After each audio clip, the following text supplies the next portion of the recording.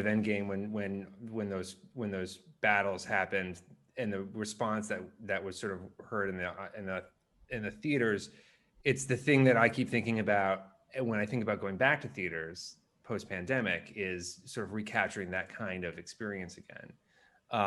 And part of that is the fan interaction, the experience that you guys all have with the people who love Marvel so much. And I didn't know if any of you had any favorite interactions or memorable interactions you've had with Marvel fans that you might want to share. Well, do you know what? I'll say a quick thing. I was doing a play in London when Endgame opened, and I think I was one of the only people who wasn't there at the big release in Los Angeles.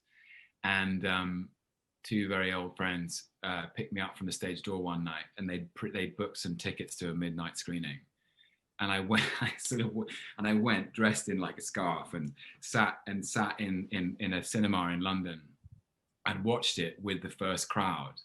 And that's when I realized like what an extraordinary event these films are when they come out. Like I wasn't in an industry, it wasn't an audience full of people from our industry, it was an audience full of the real audience. And it was such a delight to be kind of in amongst it, and to feel the responses and to hear them. They're so vocal, so emotional. So yeah, that was a really fun experience to just be back in touch with the real thing, I guess.